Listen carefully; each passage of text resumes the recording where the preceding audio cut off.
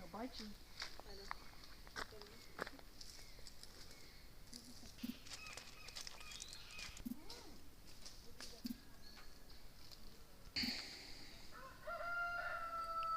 They're by appointments only. You can check on the internet and get the phone number and stuff and call in for an appointment.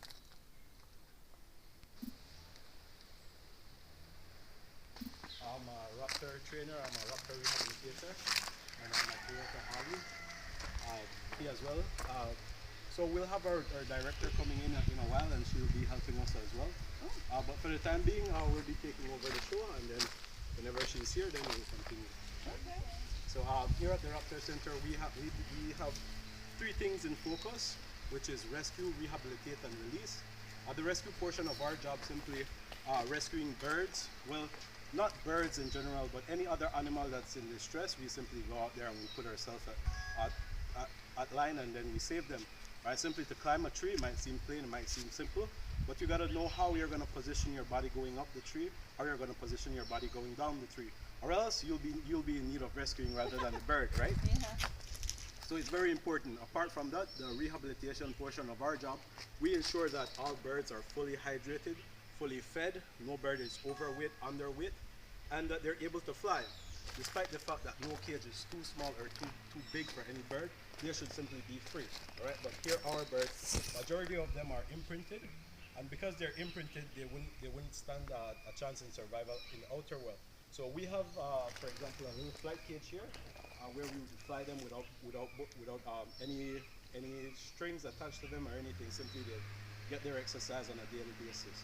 Now the release portion of our job, that's the bittersweet portion of our job. Bittersweet, why I say that? Because majority of the birds that we do rescue, we gotta euthanize, we gotta put them down.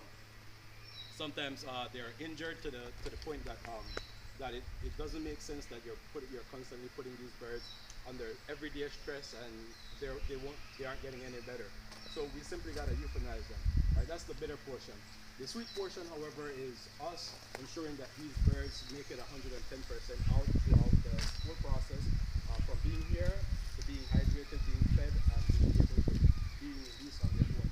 Seeing these birds being back in their natural habitat, it warms our heart knowing that we did our job and we did our part in ensuring that these guys are able to simply be free and live their life continuously. Right? Apart from that, we'll be flying some birds today. You'll be doing our job. Right? We have two non-flying birds and we have two flying birds. Um, if at any point you guys have any questions, any concerns, feel free to ask. I might be able to answer. I might not be able. But like I said, my coworker here is Olive. Um, Hello. we'll be going over the glove techniques first, right? Simple glove technique, just a preview. We use our left hand to use the glove, meaning while our right hand is free. All you guys got to do is simply put your hand out. As soon as you put your hand out, we'll be in charge of putting the bait on your hand, and we'll be moving the Jesse line in between your hand. And all you got to do is simply put your thumb and your fingers together like that.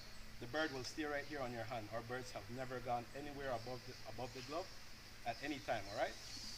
Um, so we can move on over here by the area, by the restroom area. We'll move on that way, and then we'll bring out our first ambassador, and then we'll start the show.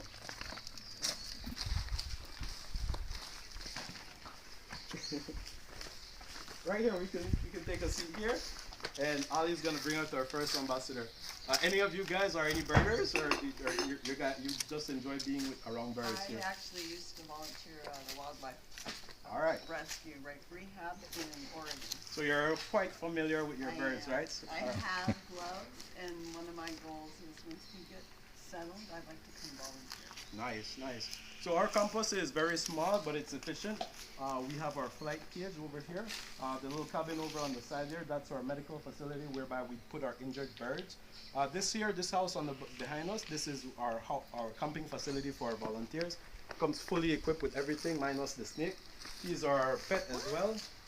And the restroom and each of our ambassadors simply have their own enclosure. The one at the back, that's our release bar, where we simply put our birds whenever they're on their final stage of being here. We put them at that area there because we limit the interaction between human and animal, ensuring that they have the kill factor, they have the flying factor, and that they have that natural instinct inside of them. And simply we gotta put them in a little kennel, put them back in their natural habitat, and they're free. That's pretty much it. Here we're simply off the grid. We have electricity, we have internet, solar panels, and a water pump. And that's basically us right here. We're off the grid, but we have everything we need right here. Beautiful. Yes, ma'am. I'll see if you guys can take a guess as to what species of raptor he is. All right, I'll give you one clue. The one clue is it's an ancient toy. It has a string and a really long tail, and you let it go in the air, and it simply goes up. All right, when he comes out, I'll have you guys take a guess as to what species he is. And then I'll tell you about a bit more about his story.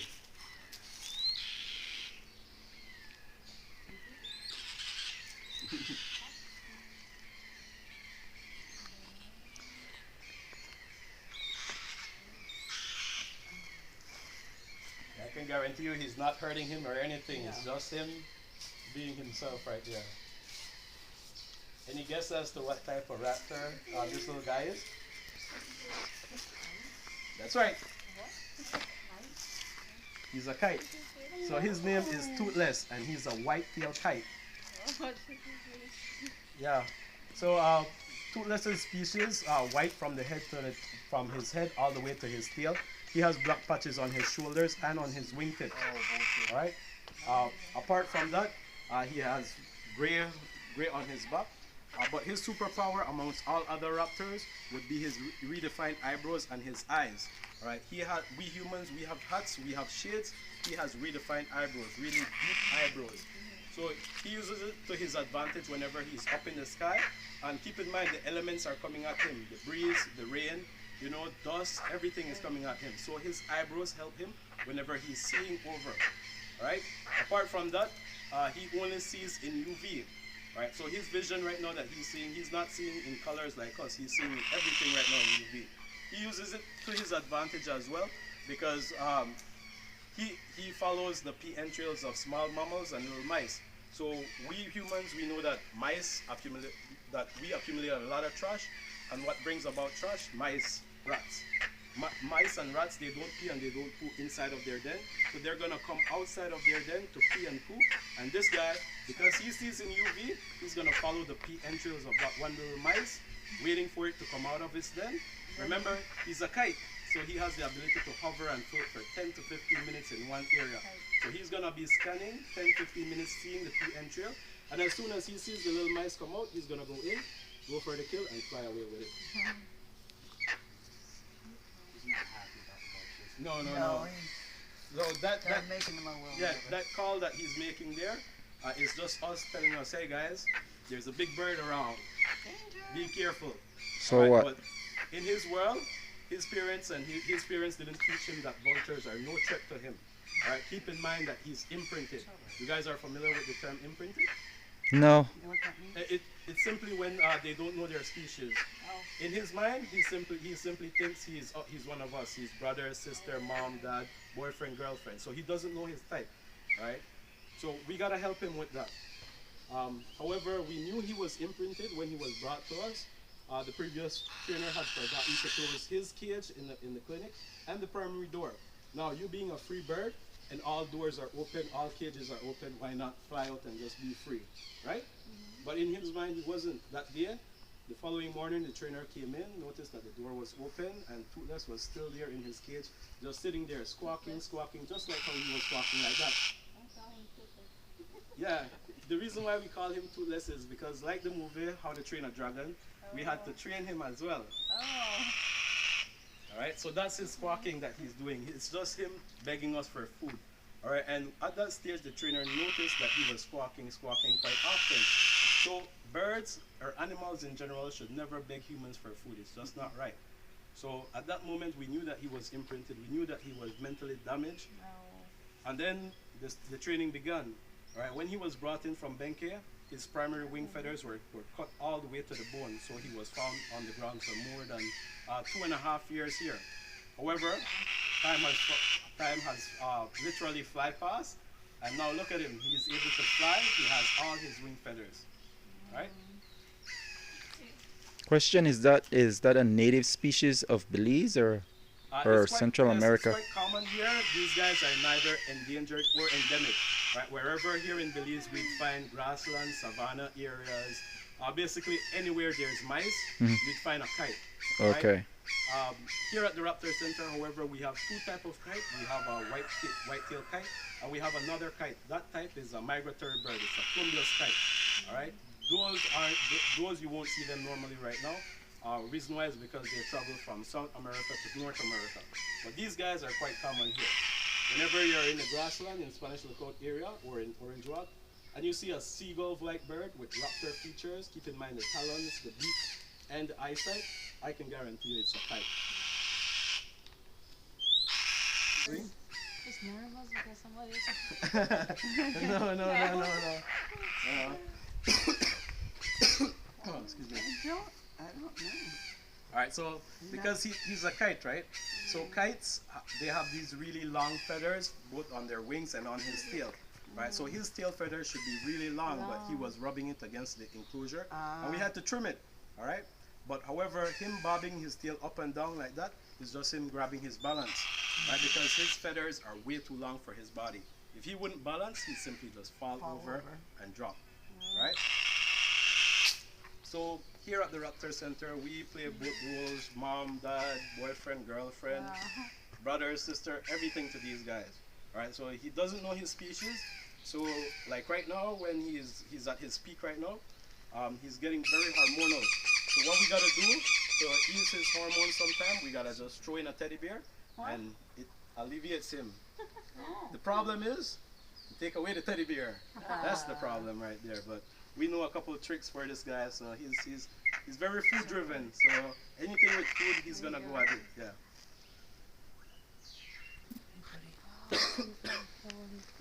Do you know why his beak is curved like that? Do you know why? So he can rip apart the meat. I'll just go out, run and grab See, my his water. mouth isn't very big.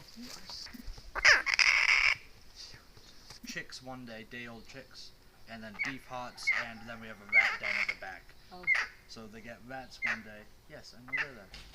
They get rats one day, beef hearts the next day, and then chicks the day after that. You said rats?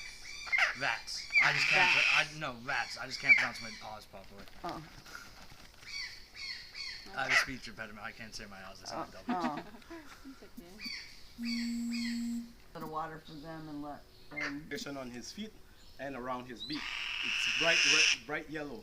Right. Whenever you'd see a bird with a dull shade of yellow on his feet and on his beak, it's not all that healthy. All right. He has the ability to simply eat a mice completely.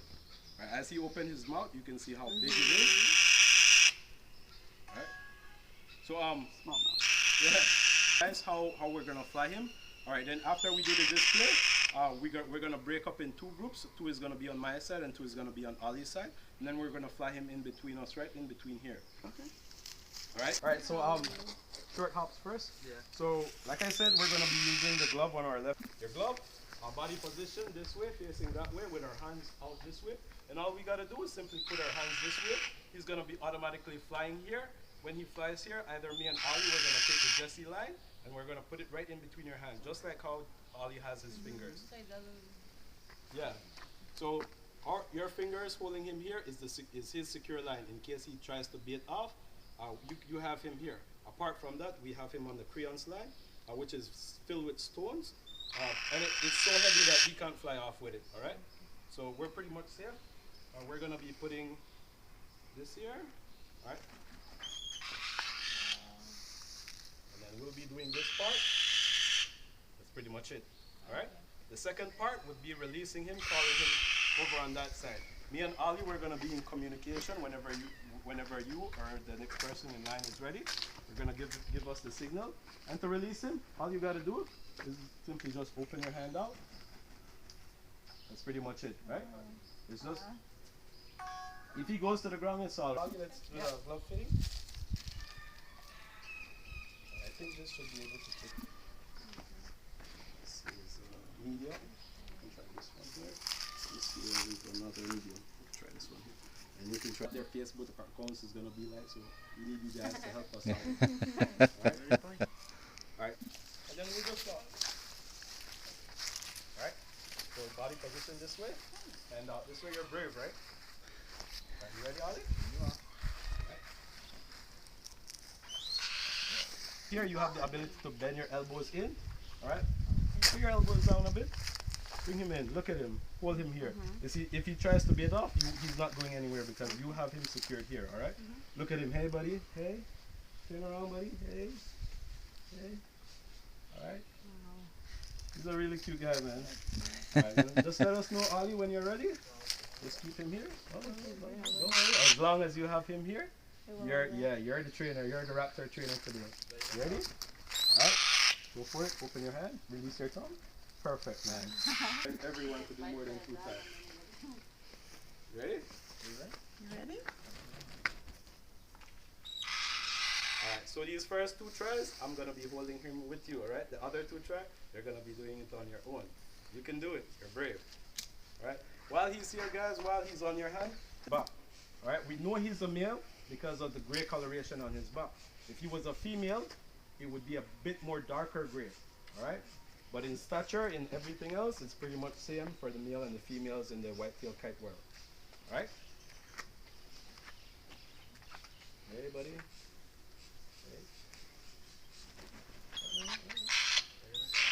Ready? Alright. Good job.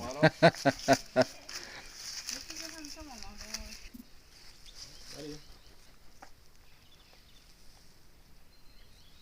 Where's your thumb? So as long as you have him here, he's not going anywhere. Right? Ready when you are. Ready? Yeah. Open your hand. Perfect. Right? See, it's not that bad, right? Oh. Just let us know when you're ready. You ready?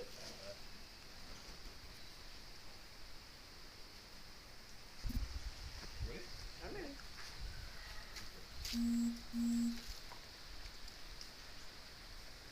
There was we have a wild spectacle dog who sits in the tree because we have a captive one. He sits there waiting for her. And then we had a possum living in his. We had a Hey, top buddy. folded up on his loader. The possum was So when he's living in flying, his- you can take a look at the patches, the 2 black patches under his wings. To me, it looks like fire emojis. It's pretty cool. So rituals that both male and females they do. The male would be up in the air. Remember, they have the ability to hover for 10 to 15 minutes. So he'll be up in the air with a little mice in his clutch, 50, 70 feet up in the air. The female would then fly below him, turn upside down, and then he go directly under her. And then he would then release his clutches, ensuring that she grabs onto that little piece of mice. It's an aerial activity that they're doing, and that's a bond that both male and female that they will do for that entire season. Right? Only for the season. The reason why is because these birds, they don't go back to the partner that they had the previous season. So every year it's a new partner, new partner, new partner. Right? Like a lot of hawks will prefer the same partner over and over.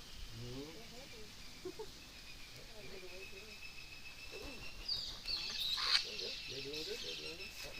Go for it. Okay, go for it. Perfect, man. Up in pieces and you feed them. Go for it, man. Are you ready? 2 less. Yeah. You guys will include, will tell you about the human persecution effect that's happening on that species and the species in general. Okay. Right? All right. Got it. Thank you. You wanna come up? Yeah. You ready? Not. 2 less. Hawks that were rehabilitated. Yeah. So are you raising Perfect, man. chickens then, or you have? You guys are natural falconeers. There's black patches on his wings. It's a white-tailed kite. Oh, okay. Get a canister of it. We got a lot of our mice from the hospital. Alright, so hold. Ooh, fluffy. You ready? Ready? Yep. You ready? Go.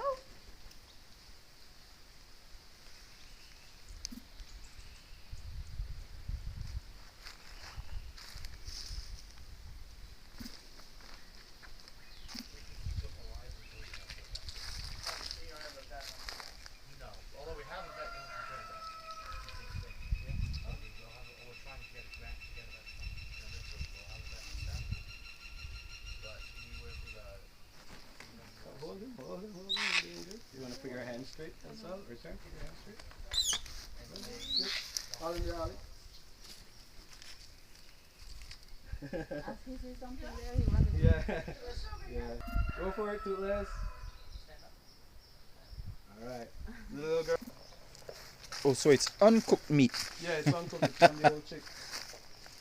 Ready? Yep. Go for it.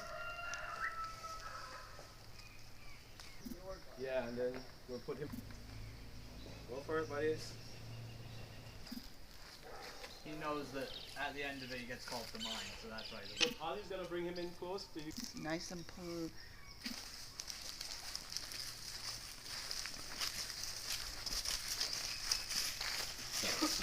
Love experiences. Right over here. Banana apple, yeah. Okay. He lives up there.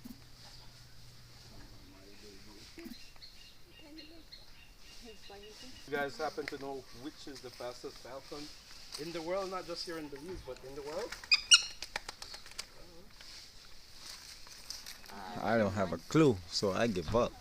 So they say the peregrine falcon is one of the fastest falcon in the world. The peregrine.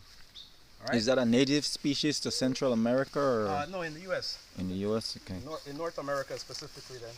Yeah, we had falcon nests on top of our tallest bridge. Peregrine? Yeah. That's right. Unfortunately, there are people with roller pigeons In the area, and they were harassing the falcons. Oh man. And of course, then the community got upset Okay. because peregrines are protected. That's right. That's right. And yeah, so there's a little bit of a kind of a battle going on. We can relate, especially when it comes to this bird here. So this bird here, this is not a peregrine. However, this is one of the rarest falcon that you guys and myself will ever get to meet. This is an orange-breasted falcon. All right, these guys they should be proven to be a bit more faster than the peregrine. Reason why I say that is because the peregrine can hit whatever in the air, whether it's in the air, he's gonna strike it. It falls to the ground, he's gonna pick it up and fly away. All right. These guys, however, they're not built to pick up whatever on the ground and simply fly away. So they need to have that extra speed to hit whatever it is in the air, grab it before it hits the ground, sweep in, and fly away with it. That's why I say they're a bit faster than the peregrine. They need to have that extra thrust to go in, sweep in, pick it up, and fly away with it. They're the ones that kind of throw it, and their partner will come. So these guys, they aren't designed to pick. Like they're flying. That's right. So when it comes to the orange-breasted falcon, three things are tampering with them. Last year between Belize and Guatemala, there were about 61. This year there's about 47 to 48 of these guys. All right, so next year we're looking about 8 to 9 years of these guys being extinct. All right. However, three things that are the cause of these guys being extinct. One of them, human persecution. Once again, we farmers here in Belize specifically think that these guys can pretty much pick up a chicken and fly away with it, and in return they're gonna shoot it. In reality, they're not built to pick up anything and fly away with it. They're not designed like that. All right. The second thing would be habitat loss. We destroy a lot of forests, destroy a lot of jungles, break down a lot of mountains where these guys their habitat is. And the third thing would be that the female in the orange-breasted falcon is very how can I put it beautiful? They're aggressive. They're Ruthless. They're territorial. Basically everything that a strong dominated, a queen basically would be, that's her. All right. So it was proven that in Idaho, where we have an artificial lab up there, that a male A male was on a corner with the female on the other corner. The male had already a quail on the top of his perch, so all he needed to do was simply fly over with it, gut it, pluck it, and take it over to the female and feed the little kids. He didn't. He wanted the female to go over and fly for it and pick it up and fly it out. She didn't take that into consideration, so what she did, she flew over to his perch, killed him, got him, plucked him, and went over and feed him to his kids. All right, now that, putting it in reality, here in Belize, we found a lot of female, the legs of the female orange-breasted in other females' nests, right? So commonly you'd find a little band on their feet where it would distinguish their sex and their number. Right here in Belize, there's a lot of females' feet in the other females' nesting site because they're very territorial. Like I mentioned, one female seeing another female in another territory is literally going to fly over there, kill her, gut her, pluck her, and feed her to the kids. There's a territory. Right. Keep in mind that these guys are on the verge of extinct right now, so that's not something good that they're doing. Right? They're their own downfall. However, Maya here, she's our queen, she's our princess. Our morning routine would be simply to take her out in the morning. Being the first bird, put her in her sun lounge at the back, simply giving her a mist every now and again. It's a queen life. She's on a vacation every single day. All right. Apart from that, she eats a quail per day, so that's a $9 to $10 day meal per day that she's eating. She doesn't eat the legs, she doesn't eat the wings, she doesn't eat the head. She only eats the quail breast. All right, and she doesn't eat it in front of anyone. She simply waits for us to walk away, and then she'll simply just eat it all up. If you don't want to share. Queen like, yeah. You don't want to share. We can be friends because I love quail. We don't have a male here. No, ma'am. In the wild, probably they would. In the wild, probably. Do they mate for life too, or no? Do they select the male and female mate for life, or no? I wouldn't. There really aren't very many birds that mate for life. Oh, okay. I would there say are a few, no based like on how many she swans, kills. some geese, Okay. but not usually. It's when there's a larger population, Mhm. that's more a reality. Mhm. But with the way that people are, a lot of birds are changing too. The habits are changing. Okay. Because the environment, their habitat, the Mm. food sources, Mhm. just the environmental factors of humans Okay. has such an effect on their lives. It's changing, and the weather. Yep. Right. It's a big factor, especially right now. And it's really hot. Oh yeah. So she's wet because, like I said, we gotta mist her. We gotta put her in her sun lounge. That's why she looks like a wet chicken right now. But she's just coming out of the spa, so she's good. She's fresh. Alright, so in the orange-breasted falcon, they hold two records. The first record that the orange-breasted falcon hold is being the raptor with the biggest feet to body portion. Alright, look at her feet. Look how big her feet are. Remember how I told you guys earlier that the coloration on the bird's feet can tell how healthy they are? She's a bit dull, so she has a number of deficiency. All right. Apart from the record that she holds, the second record would be the sexual size between the male and the female size. However, in her world, her male counterpart would be probably about so big, a little guy this size. A little guy, yeah. So she's fully grown, right? Yeah, she's fully grown. However, Maya here, she's a runt. She's the youngest from her little clutch, and she's the runt. So she's in other species like her kind should be a bit more bigger in stature. All right. However, she was brought to us from Idaho, and when she was brought in, from the group of 4 that was born, the other 3 managed to fly off of their perch, and Maya didn't. Maya stood there on the perch, and we didn't know why till we did research. When they did some research, some tests on her, it was then found out that Maya was born with cataract, right? So she's not able to see as good as we think she's able to see, right? So in her mind, all she's seeing is probably blurs right now. Yeah, however, she is still in tune with all her other senses. If we would be able to walk behind her, she would still have that present that something is behind her, and she'd simply bait off and fly away, right? However, we recently did a sequence on her genealogy. It's one of the most inbred orange-breasted falcons that exists right now. Keep in mind that their population is so small that her mom is from Panama and her dad is from Belize. And at a certain point, both of them are simply closely related because of the small zest pool of these guys that exist, right? It's not because we're not taking care of her. It's not because we're not looking out for her, but she's simply inbred. You can't put it any prettier than that.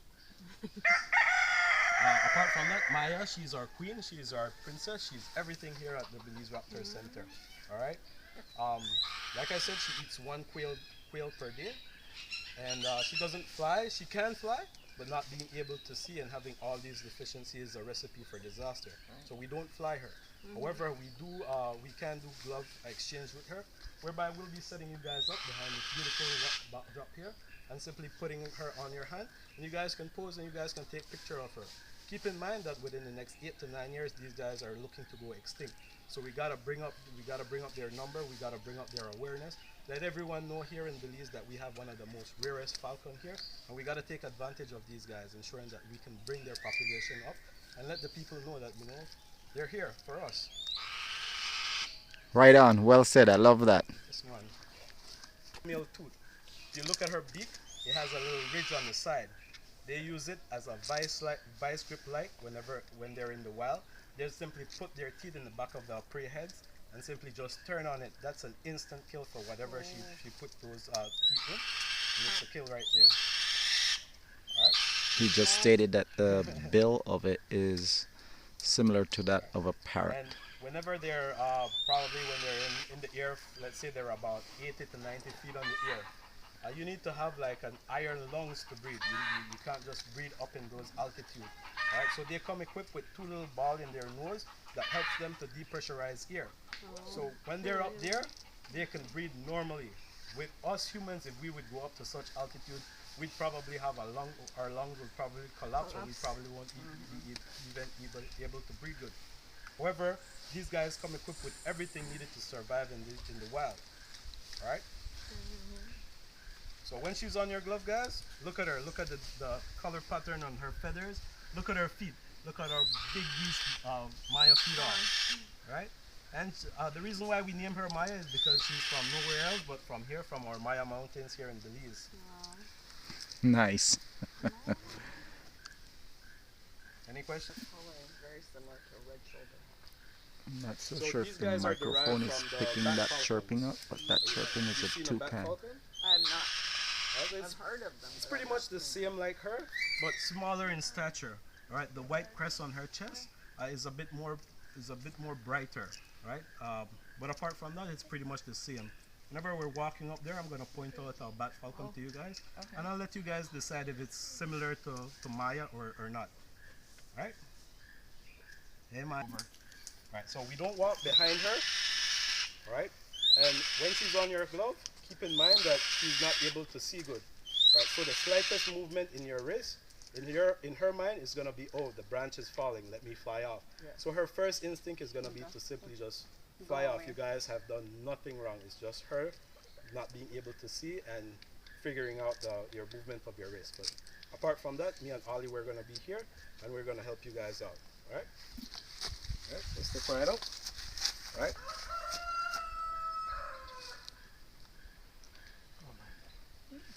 Let me put your hand straight. Let me put this right over your little pinky. Right, keep your hand firm and straight. All right, keep in mind, it's one of the rarest falcon here in Belize and in the world, guys. I can see the cataract. Able to see as good.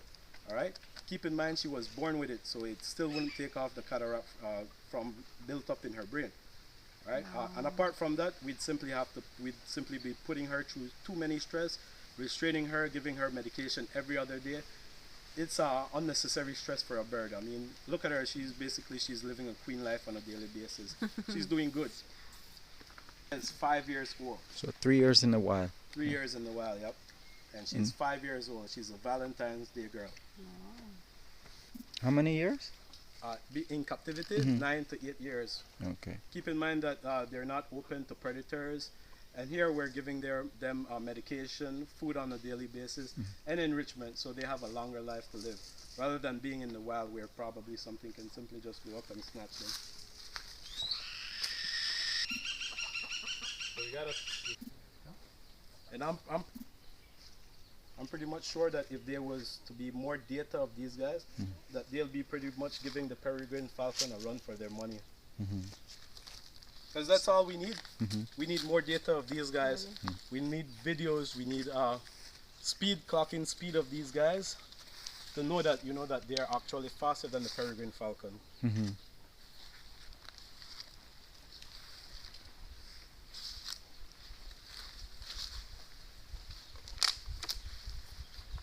On this guy.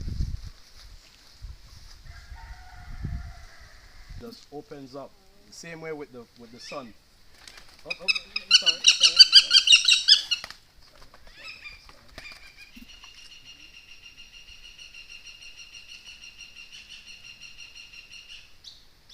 It's alright. Birds, on the other hand, they have the ability to move all the feathers in their entire body in one motion, just like how she's doing right now. A little mosquito right there.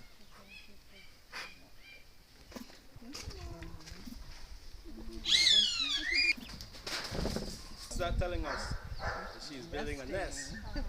But in her mind, she doesn't know. She's just gonna toss it away. This is the one that makes it nice about the house. Yes. Can you? Now, what type of bird is that? Yes. It sounds like something familiar right here. They're quite common here in Belize.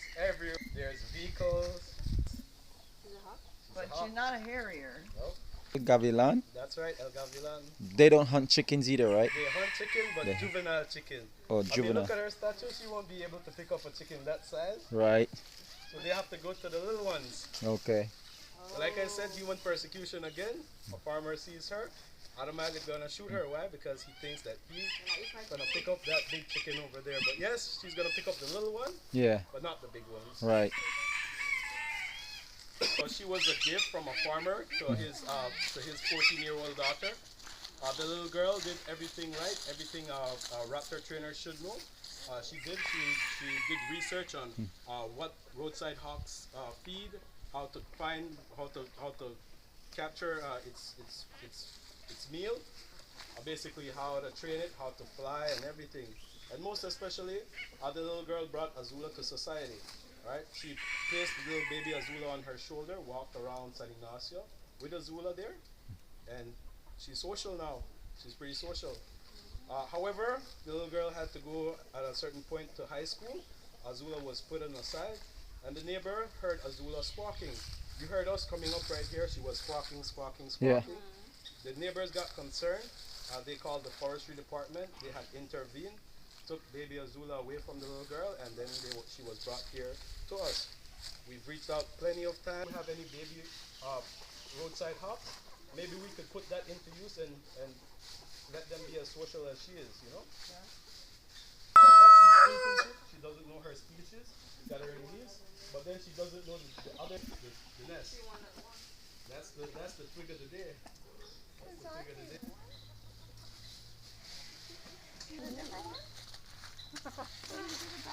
Yeah. Simply just wait, go in for it, pick it up, and fly away with it.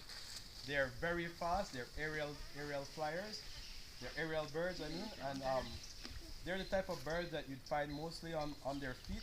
So they have an extra layer of skin on their feet, whereby she'd be able to find a spider hole, put her feet in that spider hole, and take out a full-grown tarantula and simply eat it. Yeah.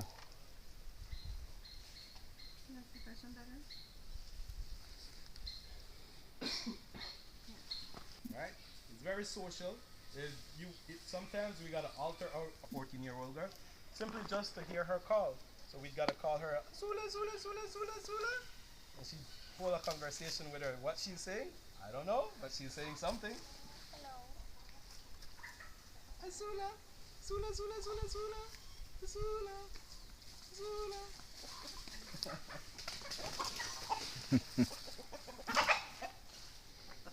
He's like, that's mine. Yeah, she has little fans.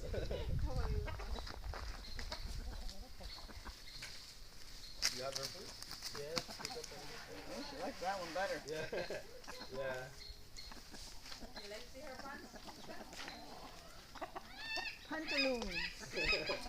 Pantaloons. That's too big for you, Azula. Okay. Right. That's too big, Azula.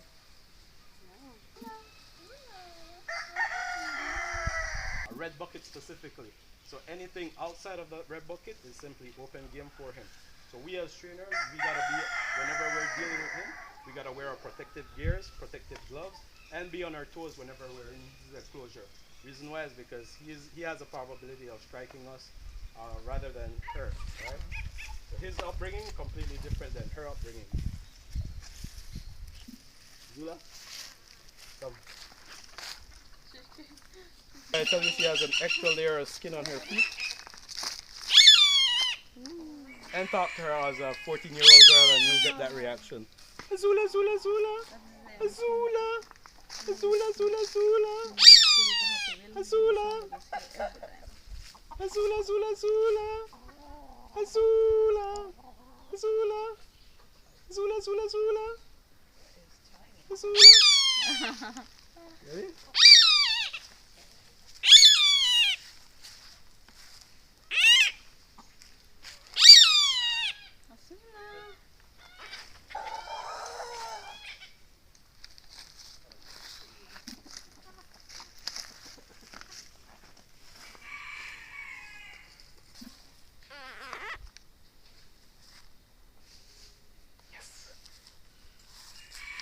Look at her pattern. Look at her feather pattern. Look at how it blends in from dark to stripes all the way down. Do you see like Toothless? Toothless, we got. What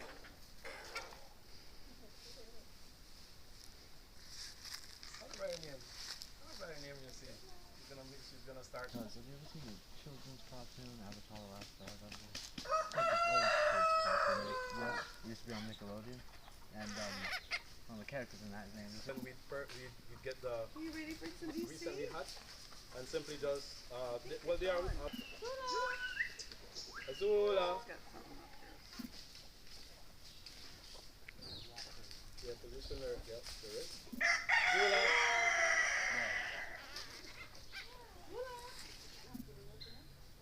Azula.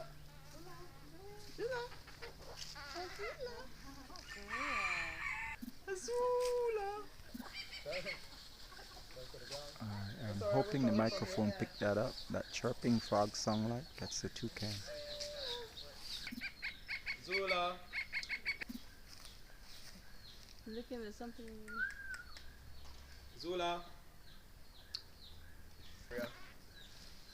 To come to.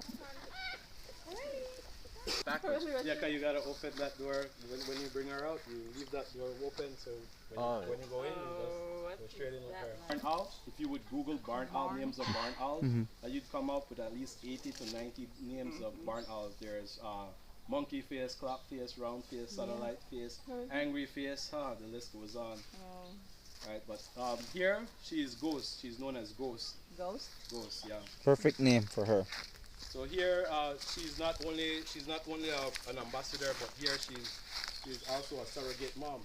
So whenever we would go out and we would rescue little baby barn owls, she would ensure that her superpower amongst all other raptors would be her hearing ability. All right. So normally birds, they have their ears symmetric, meaning right next to each other. Yeah. Barn owls, they don't. Barn owls have one ear at the very top and the other one at the very bottom. All right.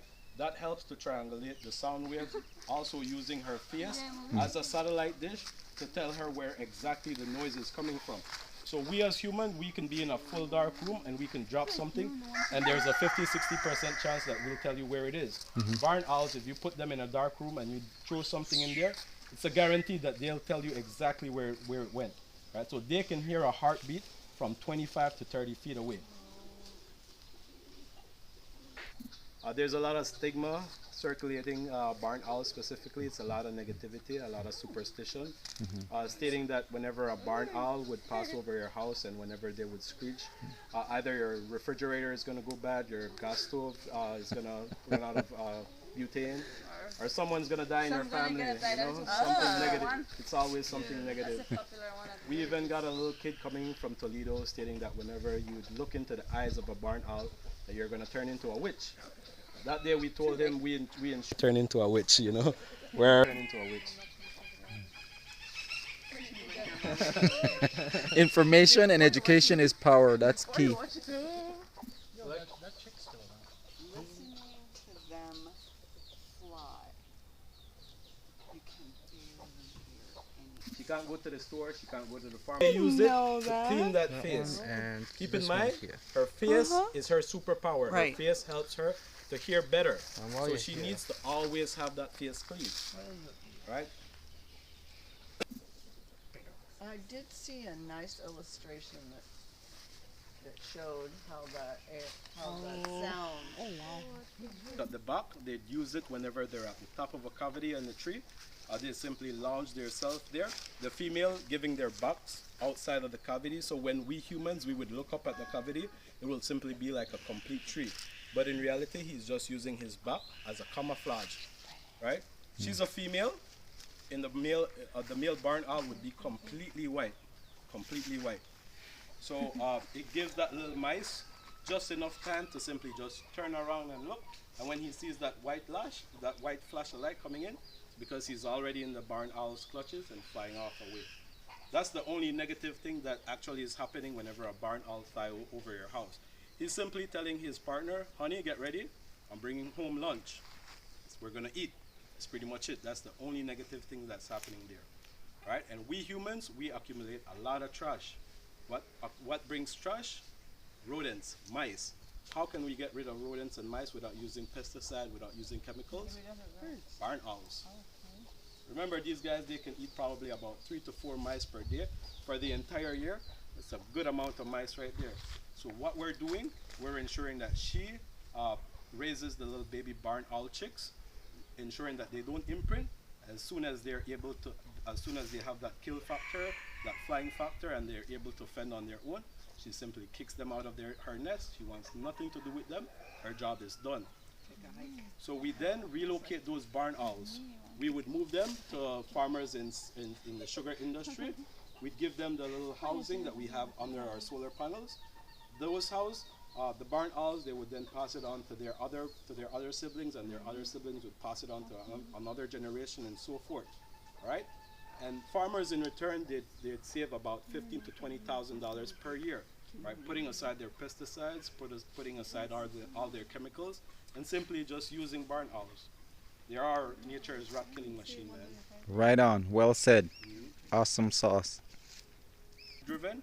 However, if she's still in the mood right now, we can all go one at a time and simply give her a head scratch. Right? In the barn owl's world, the male and the female, they would prune each other. They would simply go in and search for pin feathers in their head and simply pluck it off and groom each other. Right? See, Ollie's beginning. So if you want to go in, go for it. Just right back. And putting your hand in there, you're gonna figure out that she's all nothing but fluff. The hole that the woodpeckers they make at the top of her house, that little hole, a barn owl can simply fit itself completely in there. Like I said, she's all fluff. You can feel the pin feathers. You can feel her skull basically right there, and it's so deep in that it's all feathers that you're basically seeing right there. And if you look at her pants, she has really high pants, like all the way to her chest.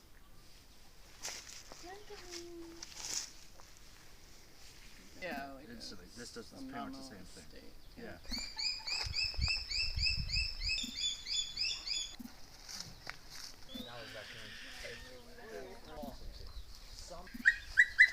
So this is a hawk eagle? Hawk eagle, yep, that's right. These are baby. Falcon? Okay. Similar to the orange-breasted falcon. Oh, that's Okay.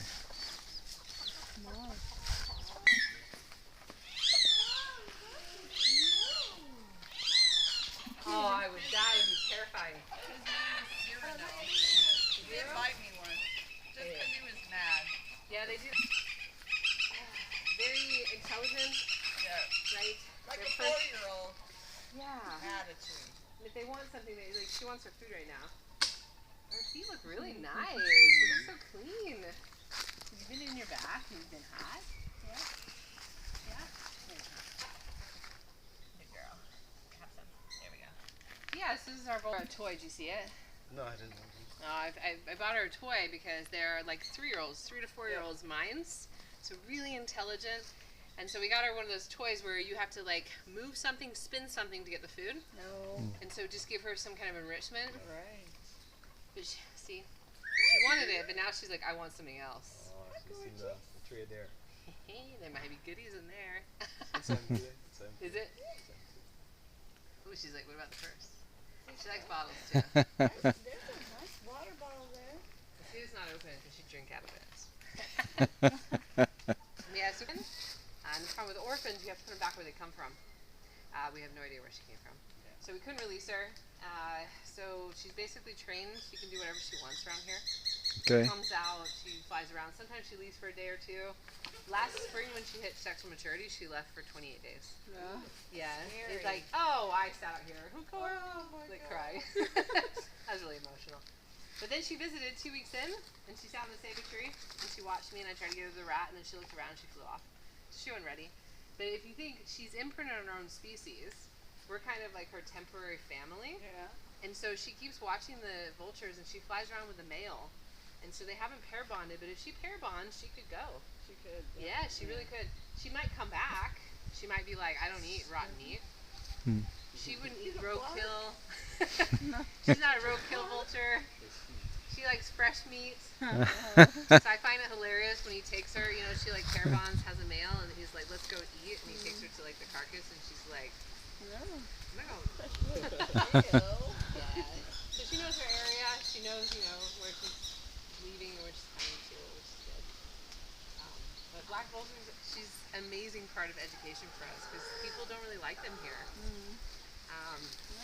It's either people think they spread disease, or I met a lady in Spanish Lookout, and she said we hate them because they eat all the baby calves. And I'm like, well, no, they go after the afterbirth, and if the calf does pass, then yes, of course they'll eat it. And sometimes, yes, if they come in big groups, they can overwhelm and kill. They can.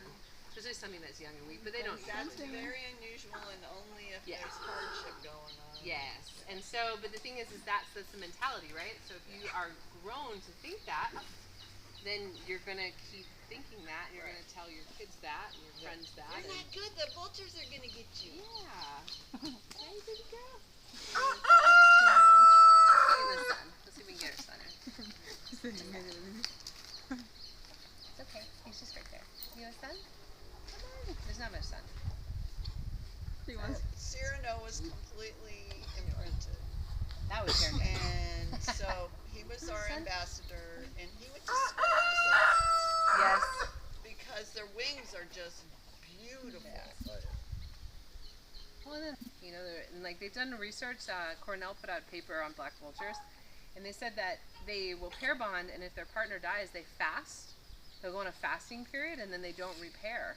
So it means they really seriously have like one true life partner, which is kind of special. There's not many species that have one true life partner. If the partner dies, they don't repair. So, and then, you know, cool things like they projectile vomit when threatened. That's a cool superpower. Do not bite. Right. And there's nothing that's It's so bad. It's so bad because it goes right into your pores. It like, she vomited on my face, and I managed to do this, and it got all. Well, we learned that Cyrano had motion sickness. And Oh so yeah. if he was going to Regurgitate. like a school or something, he couldn't eat that day because otherwise he'd throw up in the vehicle, and you cannot get that smell out. No, it's I couldn't get it out for like at least 5 days. I just stunk. But they were so thin. They were emaciated. We don't really know what happened to their parents. In that area, Calla Creek area, there's a lot of cattle, a lot of like open areas where they have cattle. So I think maybe they might have been shot because they don't abandon their babies. No. They're so family oriented. So yeah, I mean, you know, when you're hot, you might as well just uric acid on your legs, right? Cool yourself down. It also helps with killing bacteria at dead carcasses. I don't know, there's just nothing, like, there's so much cool things about them. Their stomach acid is between a 1 and 2 pH. Okay. Like, they can eat botulism, Ebola, anthrax, COVID, rabies, and they stop the spread of it into the environment. Like, how is that not like the most important bird that we have? And from afar, they look and might gross you out based on what someone would say to you. Oh yeah. But then up close, look They're at that. so, here, It's I just gorgeous. have a get her. They're It's so gorgeous. beautiful. Mm-hmm. What's he got? Has he got a phone? Yeah. They're so pretty. Mm-hmm. You're so pretty. That's nothing to be scared of. Yeah, it's like, hey guys, look at this score. They're like, we're gonna devour it. Oh yes. Oh, we're like, what do you got there, I guys? actually didn't know until recently They that got she ate all the eggs. A peck eating their own eggs? Yeah. Eating everybody else's eggs. Yeah. She wasn't She laying. needed there must have been something she needed. Oh. Yeah, we had to get rid of. Hello, gorgeous. Well, say that again. Wow. We have the turkey vultures, the black vultures, and the king vulture. And the lesser Okay. yellowhead. And then, yeah. Okay. They're only found in your savanna areas though, so they're not as common. But they are just like the turkey vulture, the lesser. So the birds, the vultures that have the best sense of smell are the turkey, the lesser, and the greater yellowhead. Okay. They're the only ones that can smell. These guys have better eyesight. Their sense of smell is terrible, which is kind of funny because they're vultures. If you look at the structure of Yeah. their nose, you can The olfactory. understand why the turkey vultures can smell 10 miles. It's pretty insane. That's what my tattoo is, and you can see this is like two sides, and you can see the olfactory. Oh, yeah. I should have gotten you. I know. I'm sorry. I do love you. I don't need to tattoo you. I have you in person. She's like a person. She thinks she's a person. She actually tries to get into my house. Oh yes. One of the volunteers was afraid of Cyrano. Really? So every time she went in, Cyrano would stand on the perch, and then She doesn't know what to do with it, right? And so whatever they're closest to, they act out on. Right. Because the hormones are raging, and they're like, what do I do with all this energy? and what's the safe place? Well, she was attacking me. My feet had blood on it, my hands did. And like every time I went like this, she did what hens do. She crouched down to like anticipate a mate, and I was like, no. You're not imprinted, but she didn't know. What that was for. Yeah, she just was excited and like hormonal and yes, like a teenager. So gorgeous. No offense to teenagers. Are you gonna untie my shoes? I'm like, sorry. Yeah. But I've been there.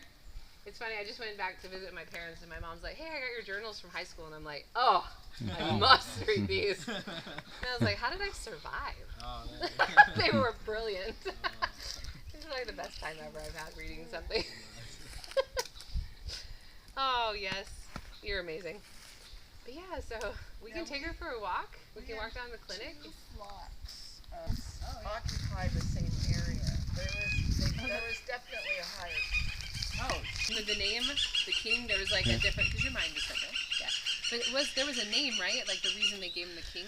But in like there's different hypotheses. So another one is, whenever the vultures are around, if the king flies in, just like a lion, they will back up and they will allow the king to come in and take his fill. I mean, you don't get bit by a king vulture. My friend had 9 stitches from a little tiny bite to the back of the leg. Brunt in Salt Lake City. At Tracy Avery. Oh, yeah.